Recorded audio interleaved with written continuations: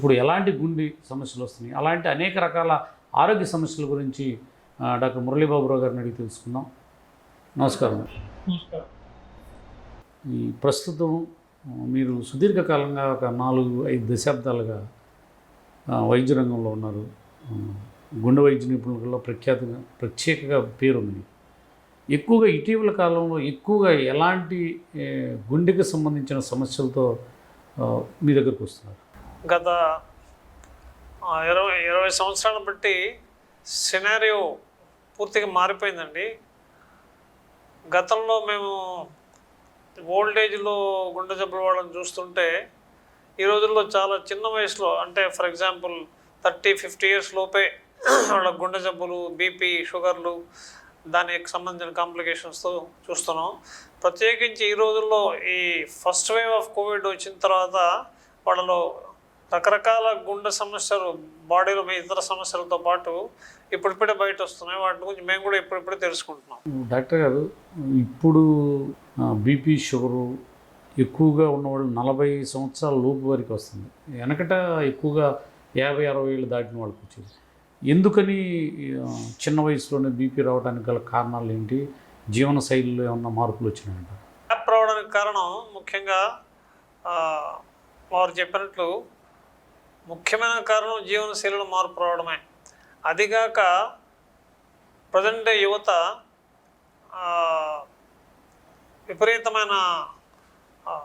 విపరీతమైన బ్యాడ్ హ్యాబిట్స్కి వాళ్ళు లోనై ఉన్నారు. ఫర్ ఎగ్జాంపుల్ స్మోకింగ్ అనుకోండి, ఆల్కహాల్ అనుకోండి, జంక్ ఫుడ్ అనుకోండి, బాడీ విపరీతంగా పెంచుకోవడం అనుకోండి, ఒబెసిటీ అనుకోండి, ఇలాంటి ఇష్యూస్తో షుగర్లు బయటపడడం, బీపీలు బయటపడడం చాలా త్వరగా జరిగిపోతుంది. అదే కాకుండా ప్రస్తుతం ఉన్న మానసికమైన స్ట్రెస్, మెంటల్ స్ట్రెస్ విపరీతంగా వస్తుంది, అది ముఖ్యంగా యువతలో. సో ఇవన్నీ కారణాలు ఈ గ్యాప్ రావడానికి కారణం. డాక్టర్ గారు, బీపీ అంటే ఏంటి? బీపీ వచ్చేవారి లక్షణాలు ఎలా ఉంటాయి? బీపీని గుర్తించడం ఎలా? హార్ట్ యొక్క స్ట్రక్చరు, ఈ ఎడమవైపు గది నుంచి ముఖ్యమైన రక్తనాళం అయోర్టా అనేది బాడీకి అంతా సరఫరా ఇస్తుంది, మంచి రక్తాన్ని. సో ఆ రక్త సరఫరాకి ఈ కండరం కాస్తన్న ప్రెషర్ ఇచ్చి దాని లోపలికి పంపాలి.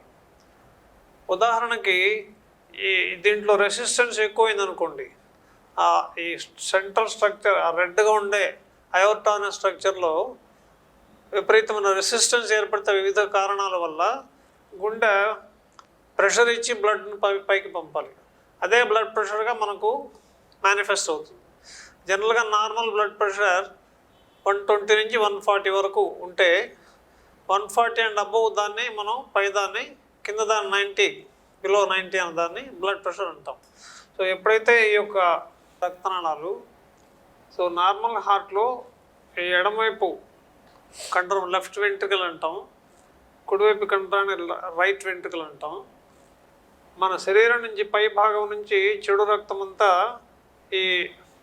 ఈ యొక్క రైట్ ఏట్రియం అనే చిన్న చేంబర్లోకి వచ్చి, దాని నుంచి ఈ యొక్క రైట్ వెంట్రికల్, బ్లూగా ఉండే రైట్ వెంట్రికల్లోకి వచ్చి, దాంట్లోంచి ఈ యొక్క బ్లూ ఆర్టరీ, పల్మనరీ ఆర్టరీ నుంచి ఊపిరితిత్తుల్లోకి వెళ్ళి అక్కడ క్లియర్ చేయబడి, శుద్ధి చేయబడి ఎడమవైపుకు ప్రవహించి మంచి రక్తముగా మారి అది రెడ్ స్ట్రక్చర్, అయోర్టా అనే స్ట్రక్చర్తో బాడీ అంతా ప్రవహించి నెక్కి, బాడీలో ఉన్న ఇతరత్ర అన్ని పార్ట్స్కి మంచి రక్తాన్ని ఇస్తుంది. ఇది నార్మల్ అనాటమీ, ఫిజియాలజీ. ఎప్పుడైతే దీంట్లో కొన్ని కారణాల వల్ల అయోర్టాలో రెసిస్టెన్స్ ఏర్పడుతుందో, ఈ యొక్క బ్లడ్ ఫ్లో పోవడానికి విపరీతమైన రెసిస్టెన్స్ అడ్డమవుతుంది. ఆ రెసిస్టెన్స్తో దీని యొక్క ప్రెషరు, ఈ వెంట్రికల్ ఎక్కువ ప్రెషర్తో దానికి పంప్ చేయవలసిన అవసరం వస్తుంది. దాన్నే బ్లడ్ ప్రెషర్ అంటారు. గుండె నొప్పి రావడానికి ఈ రెండింటికి ఏమన్నా దగ్గర సంబంధం ఉందంటారా? చాలా దగ్గర సంబంధం ఉందండి. ఎందుకంటే నార్మల్ హార్ట్లో బ్లడ్ ప్రెషరు ఒక పర్టికులర్ లెవెల్లో, for example range 120 to 130 or 140 systolic pressure, అంటే పై ప్రెషర్. కింద ప్రెషర్ 80 to 90, అదే ఆ ప్రెషర్తో మంచి రక్తాన్ని బాడీకి అంతా అయోర్టా ద్వారా సరఫరా చేస్తుంది. ఎప్పుడైతే ఈ ప్రెషర్ పెరుగుతుందో ఆ యొక్క అయోర్టా నుంచి మామూలుగా గుండెకే రక్తనాళాలు ప్రవహిస్తాయి. గుండెకు మంచి రక్తం సరఫరా ఆ అయోర్టా ద్వారా గుండె రక్తనాళ కొరోనరీ ఆర్టరీస్కి వెళుతుంది. ఎప్పుడైతే బ్లడ్ ప్రెషర్ ఎక్కువ అవుతుందో దానికి వెళ్ళే బ్లడ్ ఫ్లో ఈ కొరోనరీ ఆర్టరీస్ గుండెకు వెళ్ళి మంచి రక్తం సరఫరా చేసే ఆర్టరీస్లో రక్తం ఫ్లో తగ్గిపోతుంది బికాజ్ ఆఫ్ హై ప్రెషర్. అది ముఖ్యమైన కారణం. దాంతో గుండెపోటు వస్తుంది. రెండవది, ఈ హై బ్లడ్ ప్రెషరు స్లోగా అదే రక్తనాళాల్లో కొన్ని గట్టి హార్డ్ డిపాజిట్స్ని ఏర్పడతాయి. ఈ కొలెస్ట్రాల్తో పాటు లేదా ప్లేట్లెట్స్తో పాటు ఆ డిపాజిట్స్ అన్నీ కలిపి హార్ట్లో బ్లడ్ వెజల్స్లో బ్లాక్స్ను కలుగజేస్తాయి. అదొక ముఖ్యమైన కారణం. మూడవ కారణం, ఈ హార్ట్ మజిల్ విపరీతంగా దానికి ప్రెషర్ ఉంటుంది కనుక అది స్ట్రెస్ పడి ఆ వెళ్ళే బ్లడ్ వెజల్స్ని స్క్వీజ్ చేస్తుంది. సో అప్పుడు ఇంబ్యాలెన్స్, సప్లైకి డిమాండ్కి ఇంబ్యాలెన్స్ ఏర్పడిపోతుంది. హెవీ హైపర్ట్రోఫీ అంటే ఆ లెఫ్ట్ వెంట్రికల్ బాగా మందగించి ప్రెషర్ వల్ల బ్లడ్ సర్క్యులేషన్ని సరిగా పంప్ చేయలేకపోతుంది. అప్పుడు హార్ట్లో ఉండే మేజర్ వెజల్సే కాకుండా చిన్న వెజల్స్, స్మాల్ వెజల్స్ కూడా ఈ బ్లడ్ ఫ్లో తగ్గిపోతుంది. సో ఈ కారణాల వల్ల బ్లడ్ ప్రెషర్కి హార్ట్ చెస్ట్ పెయిన్కి చాలా సంబంధం ఉంది. డాక్టర్ గారు, ఇప్పుడు గుండె నొప్పి మాకు వస్తుంది, గుండె నొప్పి అని నిర్ధారించుకోవటం అంటే ఆ లక్షణాలు ఏ విధంగా గమనించాలి? గుండె నొప్పిని గుర్తించడం ఎలా? గుండె నొప్పి యొక్క లక్షణాలు ఏ విధంగా ఉంటాయి? Common warning signals: heart attack, discomfort రావడం, ముఖ్యంగా సెంట్రల్ చెస్ట్లో పిడికిటి ప్రమాణంలో ఒక రకమైన ప్రెషర్ ఉండటం, లేదా దాన్నే కొంతమంది గ్యాస్ అనుకుంటారు. గ్యాస్కు దానికి అసలు చాలా దగ్గర సంబంధం లేదు, రెండు కలిసి ఉండొచ్చు. కానీ గ్యాస్ ప్రాబ్లం అనేవాళ్ళు ముఖ్యంగా ఈ హార్ట్ అటాక్ ఉందా నిశ్చయించుకోవడం చాలా ముఖ్యం. చాలాసార్లు పొరపాటుగా గ్యాస్ట్రోఎంట్రాలజిస్ట్ దగ్గరికి వెళ్ళి ఎండోస్కోపీ చేసుకొని ఆ హార్ట్ అటాక్ గుద్దుతో చేసుకొని వస్తుంటారు. సో గ్యాస్ అనగానే ఫస్ట్ ఈసీజీ తీయించుకొని హార్ట్ అటాక్ ఉందా లేదా తెలుసుకోవాలి. కాబట్టి ఇంపార్టెంట్ సిమ్టమ్ ఈ పిడికిటి ప్రమాణంలో చెస్ట్ యొక్క మిడిల్లో డిస్కంఫర్ట్ రావడం. రెండవ సిమ్టమ్స్ ఏంటంటే లైట్ హెడెడ్నెస్, అంటే కళ్ళు బయలు గమ్మినట్టుగా, ఏదో చాలా వీక్గా, శరీరం అంతా నిస్సత్తుగా అయిపోవడం, వామిటింగ్ సెన్సేషన్ రావడం. ఒక్కొక్కసారి అదే నొప్పి ఈ జాస్కి దవడలకు పాకడం, అది డెంటల్ ప్రాబ్లం అనుకుని డెంటిస్ట్ దగ్గరికి పోవడము, డెంటిస్ట్ దాన్ని లాగటం మూలన ఉధృతం కావటం, అలా కూడా జరుగుతుంటాయి. మూడవది డిస్కంఫర్ట్ ఇన్ ది ఆర్మ్, చేతిలోకి రావడం, ఎడమ చేతికి కానీ, కామన్గా ఎడమ చేయి, ఒక్కోసారి కుడి చేయి లేదా రెండు చేతుల్లో కూడా రావచ్చు. ఇంకొకటి ఆయాసం, ఒక రకమైన కాస్త లెక్క నడిచిన, చిన్న పని చేసిన ఆయాసపడడం, స్నానానికి బాత్రూమ్ వెళ్ళి వచ్చిన ఇమ్మీడియట్గా రొప్పటం, ఇవి ముఖ్యమైన లక్షణాలు హార్ట్ అటాక్కి, వార్నింగ్ సిగ్నల్స్. అంటే డాక్టర్ గారు, ఒక్కసారి గుండె మీరు చెప్పినట్లు పిటికిడి సైజులో గుండె నొప్పి వచ్చితే కానీ ఇవి తెలుస్తాయి. అలా కాకుండా ఒక్కసారి నొప్పి వచ్చిన తర్వాత ఎన్ని గంటలలోపు ప్రాణాలు కాపాడుకోవడానికి డాక్టర్ని సంప్రదించిన సమయం ఉంటుంది? మంచి ప్రశ్న అది. ముఖ్యంగా ఈ హార్ట్ అటాక్ రావడానికి కారణం మనం ఏమిటిని తెలుసుకుంటే, అది హార్ట్ వెళ్ళే రక్తనాళాల్లో అడ్డుగోడలు ఏర్పడడం. ఈ అడ్డుగోడలు ఒక్క రోజులో ముందు రోజు నైట్ వచ్చినట్టువి కావు, కొన్ని సంవత్సరాల తరబడి పేరుకుపోయినట్టు. కాబట్టి ఈ యొక్క హార్ట్ అటాక్ రావడంలో హార్డ్ కోర్గా ఉండే బ్లాక్స్ ఆ రక్త ప్రసరణకి 60 to 70% అడ్డుగోడలు ఏర్పడుతూనే ఉంటాయి సైలెంట్గా. అప్పుడు పేషెంట్కి వచ్చే లక్షణాలు ఎలా ఉంటాయంటే, కొంచెం ఎక్కువ దూరం నడిస్తే ఆయాసపడటం, అలా ఉంటాయి. అవి ఏదో అనుకొని దాన్ని వదిలేయటం, గ్యాస్ లాగా రావటం, డిస్కంఫర్ట్ రావడం, దాన్ని పేషెంట్ ఇగ్నోర్ చేస్తాడు. అదే హార్డ్ కోర్ బ్లాక్స్ మీద రక్తంలో వెళ్ళే ప్లేట్లెట్స్ అనే కణాలు ఏర్పడి అక్కడ బ్లడ్ను క్లాట్ చేసే గుణం ఆ వెజల్లో ఏర్పడిపోతుంది. ఆ బ్లడ్ క్లాట్ ఈ హార్డ్ కోర్ మీద పడి రెండూ కలిపి ఈ బ్లాక్ని 80% ఉండే బ్లాక్ని 100% చేస్తాయి. అది మ్యాసివ్ హార్ట్ అటాక్ లాగా పరిగణిస్తుంది. ఈ యొక్క మార్పులన్నీ రావడానికి దాదాపు చెస్ట్ పెయిన్ మొదలుపెట్టినప్పటి నుంచి ఒక 4 నుంచి 6 గంటలు, ముఖ్యంగా 4 గంటలే అనుకోవచ్చు, గోల్డెన్ అవర్స్ అంటారు దాన్ని. ఆ ఫస్ట్ 1 to 4 అవర్స్లో డాక్టర్ గారి దగ్గరికి వెళ్ళి ఆ క్లాట్ని డిజాల్వ్ చేసుకునే ఇంజెక్షన్స్ వేసుకొని దాని నుంచి ఉపశాంతి పొందితే హార్ట్ మజిల్ డెత్ కాకుండా మనం దాన్ని కాపాడుకోవచ్చు. సో ఈ గోల్డెన్ అవర్స్ చాలా ముఖ్యం. నొప్పి మొదలుపెట్టిన 1 to 3 అవర్స్ 4 అవర్స్ లోపు ఇమ్మీడియట్గా కార్డియాక్ సెంటర్కి వెళ్ళి ట్రీట్మెంట్ తీసుకోవాలి. ఇప్పుడు డాక్టర్ గారు ఎక్కువగా మనం చూస్తూ ఉంటాం, గుండెల్లో బాగా నొప్పిగా ఉందని డాక్టర్ దగ్గరికి వస్తారు, గుండె నొప్పి అని ఆయన తెలియకుండానే. ఇప్పుడు డాక్టర్ ఇమీడియట్గా గుండె నొప్పి అని నిర్ధారణ చేయడానికి ఎలాంటి పరీక్ష ద్వారా నిర్ధారణ చేస్తారు? గ్యాస్ అనుకొని మా డాక్టర్ కార్డియాలజిస్ట్ దగ్గరికి వచ్చారనుకోండి, ఇది హార్ట్ అటాక్ అవునా కాదా అని ఇమ్మీడియట్గా ఫస్ట్ థింగ్ చేయవలసింది ఈసీజీ. మ్యాసివ్ అటాక్ అయితే ఈసీజీలో వెంటనే కనపడుతుంది. ఈసీజీ ఫస్ట్ ఈసీజీ నార్మల్గా కూడా ఉండొచ్చు కొంతమందిలో. అటాక్ వస్తున్న టైంలో ఫస్ట్ అవర్లో వెళ్ళాడు అనుకోండి, నార్మల్ అంటాం. నార్మల్ అని చెప్పి డాక్టర్లు పంపించేము మేము. క్లాసికల్ పెయిన్తో వచ్చే history is very important for us. Classical నొప్పి ఇట్లా నేను చెప్పినట్టు దవడలకి చేతులకి పాకడం అవన్నీ వచ్చాయి, నాకు గ్యాస్ లాగా ఉంది అన్నట్టు వస్తే ఈసీజీ నార్మల్గా ఉన్నా కూడా కొన్ని ఎంజైమాటిక్ టెస్ట్లు ఉన్నాయి. ట్రోపోనిన్ ఐ అని ఒక ఎంజైమాటిక్ టెస్ట్, అది పర్టికులర్ లిమిట్ కన్నా ఎక్కువ ఉంటే ఇది డెఫినెట్గా హార్ట్ అటాక్ సంబంధించిన ఇష్యూ అని తెలుస్తాం. రెండవది ఫస్ట్ ఈసీజీ కన్నా ఒక్కోసారి మార్నింగ్ వచ్చాడు అనుకోండి, ఈవినింగ్ వరకు అబ్జర్వేషన్లో చూసి ఈవినింగ్ చూస్తే ఈసీజీలో మార్పు రావచ్చు. అలానే సెకండ్ డేకి రావచ్చు, ఒక్కోసారి లేట్గా థర్డ్ డేకి రావచ్చు. సో మినిమం వచ్చిన టైం నుంచి 48 to 72 అవర్స్ ఈసీజీ ద్వారా మనం ఎక్స్చేంజ్ చేసుకోవచ్చు.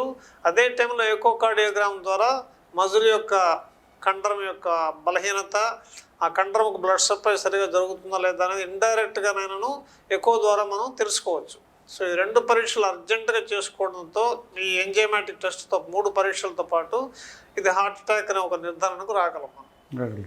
ఇప్పుడు ఈసీజీ కానీ గ్రామీణ ప్రాంతాల్లో ఆర్ఎంపీ డాక్టర్లు వీళ్ళంతా ట్రీట్మెంట్ చేస్తుంటారు. ఎక్కువగా అనుకుంటుంది ఏంటంటే ఏదైనా కడుపులో మంట, గుండెలో మంట రాగానే గ్యాస్ వచ్చేసింది, ఒక ట్యాబ్లెట్ ఇచ్చి ప్యాంటాప్జోల్ ఇచ్చి డాక్టర్లు ఇంటికి పంపిస్తున్నారు. అప్పటికి తగ్గదు, అప్పటికి ఒక 2-3 గంటలు టైం గడిచిపోతుంది. దీన్ని ప్రాథమిక వైద్యం అక్కడ చేసి అక్కడి నుంచి సిటీకి వచ్చి సిటీ నుంచి కార్డియాలజీ ఈ టైం అంతా అయిపోతుంది.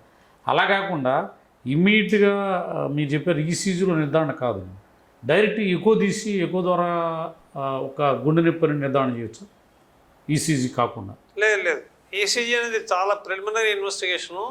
ఎకోలో ఒక్కోసారి ఏ మార్పు రాకుండా కూడా ఉండొచ్చు. డెఫినెట్గా హార్ట్ అటాక్ సిగ్నల్స్ అంటే ఎక్స్పీరియన్స్తో వార్నింగ్ సిగ్నల్స్, ఆల్రెడీ వచ్చిన సిగ్నల్స్ డెఫినెట్గా కనుక్కోవచ్చు. సో ఫస్ట్ థింగ్ ఈసీజీనే. Plus enjoyment, of course enjoyment పెరిఫరీస్లో ఉండదు. మీరు అన్నట్లు ఇమ్మీడియట్గా ఫస్ట్ 1 to 4 అవర్స్ లోపల కార్డియాలజీ యూనిట్కి వెళ్ళాలనే పాయింట్ ఇది వరకు మనం డిస్కస్ చేసుకున్నాం కాబట్టి దానికి అవాంతరాలు లేకుండా చూసుకోవాలి. మరి అది చాలా మటుకు ప్రభుత్వం చొరవ తీసుకొని ఇటువంటి వాటికి విలేజెస్ నుంచి ఇమ్మీడియట్గా తరలించే ప్రయత్నాలు ఇవి మనం సోషల్గా ఆలోచించాలి. కానీ ఈ అవగాహన ముందు అన్ని చోట్ల ఏర్పడితే అరే ఈ ప్రాబ్లం వస్తే ఇమ్మీడియట్గా డాక్టర్ని కలవాలి, అది గ్యాస్ అనుకోకూడదు అనే ప్రాబ్లం యొక్క అవగాహన మనం అందరిలో చాలామందిలో లేదు. అది కలగజేయడానికి ఈ అవగాహన సదస్సులు చాలా ముఖ్యం. మీరు అన్నట్లుగా ఆర్ఎంపీ గారు ప్యాంటాప్రజోల్ ఏదైనా ఇచ్చి చిన్న డాక్టర్లు అదే తగ్గింది, పేషెంట్ కూడా ఒక రకమైన రిలీఫ్ సెన్సేషన్ వచ్చి తగ్గింది అనుకుంటాడు. కానీ ఈసీజీ తీస్తేనే మనకు ఫస్ట్ ఇనీషియల్ స్టేజెస్లోనైనా అటాక్ గురించి తప్పకుండా అవగాహన వస్తుంది. ఇప్పుడు మీరు చెప్పినట్టు డాక్టర్ గారు, ఇప్పుడు ప్యాంటాప్జోల్ గుండె నొప్పి అనేది అక్కడ స్థానికంగా డాక్టర్కి అంటే కార్డియాలజీ కాకపోవచ్చు, ఎనీ డాక్టర్ అందుబాటులో ఉన్న డాక్టర్ ఇది గుండె నొప్పి సిమ్టమ్స్ అని చెప్పి అనిపించిన తర్వాత ఇమీడియట్గా ఏమన్నా మెడిసిన్స్ పేషెంట్కి ఇక్కడికి అంటే పెద్ద హాస్పిటల్కి ఈ 2-3 గంటల జర్నీ మధ్యలో ఎలాంటి ఇంజక్షన్లు కానీ లేకపోతే మెడిసిన్స్ ఏమన్నా టాబ్లెట్స్ లాంటివి ఏమన్నా అందుబాటులో ఉన్నాయి? ప్రస్తుతం నేను ఇదివరకు చెప్పినట్లుగా హార్ట్ అటాక్ వచ్చేది ఆ blood clot already pre existing blocks పైన వచ్చేది. ఆ ఇంజెక్షన్ అనేది పెరిఫరల్ లెవెల్లో వేయడము చాలా కష్టం, కొన్ని కాంప్లికేషన్స్తో కూడుకున్నది. దానికి బదులు ఆ క్లాట్స్ను కొంతవరకైనా డిజాల్వ్ చేసే మెడిసిన్స్ 2 ఉన్నాయి. ఒకటి ఆస్పిరిన్, ఎకోస్పిరిన్ అంటాం, 325 మిల్లీగ్రామ్ ట్యాబ్లెట్స్, అది అందుబాటులో అందరికీ ఉంచాలి. రెండవది క్లోపిడోగ్రిల్ అనే ట్యాబ్లెట్, ఇది 400 మిల్లీగ్రామ్స్. ఈ 2 ట్యాబ్లెట్స్ వెంటనే నమిలి మింగేయడము లేక మింగిచ్చేయడం నీళ్ళతో చేయాలి. మూడవది యాంటీ కొలెస్ట్రాల్ మాత్ర, ఈ అటోరోస్టాటిన్, శాటిన్స్ అంటాం వాటిని, 80 మిల్లీగ్రామ్స్ అటోరోస్టాటిన్. ఈ 3 ఔషధాలు దివ్య ఔషధాలు. శాటిన్ అనేది cholesterol, anti cholesterol tablet 80 milligrams, Ecosprin 325 milligrams, clopidogrel 400 to 600 milligrams. ఈ 3 మింగిస్తే ఆ క్లాట్ బర్డన్ ఒక 30 to 40% మనం ముఖ్యంగా ఐసీయూకు తరలించే లోపు కొంతవరకు మనం మజిల్ని కాపాడవచ్చు. అంటే ఐసీయూలోకి వచ్చి ఎమర్జెన్సీ అక్కడ తీసుకుని హాస్పిటల్కి తరలించవచ్చు. అది ఆ అవగాహన మనం మరి పెరిఫరీలో కలగాలి, ప్రైమరీ హెల్త్ సెంటర్స్లో కలగాలి, లోకల్ డాక్టర్స్లో కలగాలి, ఆర్ఎంపీలో కలగాలి. ఆ సదస్సులు విపరీతంగా ఏర్పాటు చేసి వాళ్ళకు కూడా మనం ఈ యొక్క నాలెడ్జ్ కలుగజేయాలని నా ఉద్దేశం, పేషెంట్కే కాకుండా. రాకముందే ఎలాంటి జాగ్రత్తలు తీసుకుంటాం? వచ్చిన తర్వాత హడావుడి పడి గుండె ఆగిపోతుందన్న భయంతో పరిగెత్తుకుని డాక్టర్ గారి దగ్గరికి వచ్చి కాపాడమని అడిగే కంటే ముందుగానే ఎలాంటి ముందస్తు జాగ్రత్తలు తీసుకొని గుండె జబ్బులు బారిన పడకుండా, హార్ట్ స్ట్రోక్ రాకుండా హెల్తీగా గడపాలంటే ఆరోగ్యవంతమైన గుండెను ఎలా కాపాడుకోవాలి? మేమంతా కోరుకునేది అదే. రానీకుండాకి సంబంధించిన ప్రేరణాంశాలు ఏమిటి అని విశ్లేషించుకోవాలి. ఒకటి, ఇదివరకు డిస్కస్ చేసినట్టు హై బ్లడ్ ప్రెషర్, రెండవది డయాబెటీస్, మూడవది ఒబిసిటీ, ఇది డైట్తో వచ్చే అంశం. వీటన్నిటికన్నా ముఖ్యమైనది హ్యాబిట్స్, స్మోకింగ్, ఆల్కహాల్, విపరీతంగా జంక్ ఫుడ్ తినడం, ఇవన్నీ ప్రేరణాంశాలు. అదే కాకుండా thyroid disorders, mental stress. So ఇవన్నీ ఆస్పెక్ట్స్ని మనం పరిగణలోకి తీసుకొని ఒక పర్టికులర్ ఏజ్ వచ్చాక, ఈ రోజుల్లో 20 yearsలోనే ఈ పరీక్షలన్నీ స్టార్ట్ అయిపోవాలి. ఇది బీపీ తరచుగా చూసుకోవడం, ఈసీజీ ఒకసారి బేసల్ ఈసీజీ చూసి తీసి పెట్టుకోవడం. ఎందుకంటే ఒక్కోసారి సైలెంట్ అటాక్స్ వచ్చేయచ్చు డయాబెటిక్లో, వాళ్ళకి పెయినే తెలియదు, అటాక్ ఉంటుంది చూస్తే. కాబట్టి బేసల్ ఈసీజీ ఒకటి, బ్లడ్ ప్రెషర్ చూసుకోవడము. మూడోది డయాబెటీస్ ఉందా లేదా, ఫాస్టింగ్లో బ్లడ్ షుగర్ ఎంత, నార్మల్గా 90 to 120 మిల్లీగ్రామ్స్ ఫాస్టింగ్, తిన్న తర్వాత 1.5 hours తర్వాత చూసుకుంటే 150 కన్నా మించకూడదు. సో ఇది డయాబెటీస్ ఎస్టాబ్లిష్ అయిందా లేక వచ్చే రీతిలో ఉందా. మూడోది థైరాయిడ్ డిజార్డర్ ఏమైనా ఉందా, థైరాయిడ్ ప్రొఫైల్స్ చూసుకోవడం. నాలుగోది lipid profile, cholesterols. So normal total cholesterol 120 మించకూడదు, 150. రెండవది ట్రైగ్లిజరైడ్స్, వెరీ బ్యాడ్ కొలెస్ట్రాల్, అది 110 కన్నా మించకూడదు. మూడవది LDL, low density lipoproteins, this also very bad cholesterol, అది 100కి మించకూడదు. నాలుగోది హెచ్డిఎల్, హై డెన్సిటీ లైపోప్రోటీన్, అది సేఫ్ కొలెస్ట్రాల్, ఎంత ఎక్కువ ఉంటే అంత మంచిది, కానీ తగ్గితే తప్పు. ఫర్ ఎగ్జాంపుల్ బిలో 40 వస్తే అది ఇండికేషన్. సో ఈ లిపిడ్ ప్రొఫైల్స్ తరచుగా 3 నెలలకు 6 నెలలకు ఒకసారి చేసుకోవడం. ఐదవది మెంటల్గా స్ట్రెస్ అనే ఇష్యూ లేకుండా మైండ్ను కామ్గా ఉంచుకోవడం అనేది యోగాతో కానీ ధ్యానంతో కానీ వాళ్ళ ఇండివిజువల్ వేరియేషన్ ఆఫ్ బిహేవియర్తో కానీ మార్చుకోవడం. వీటన్నిటికన్నా ముఖ్యం, ఇవన్నీ ఏమీ లేకపోయినా వాళ్ళ వంశంలో పూర్వీకుల్లో బ్రదర్లోనో సిస్టర్లోనో యంగ్గా 50-60 years లోపే అటాక్స్ వచ్చిన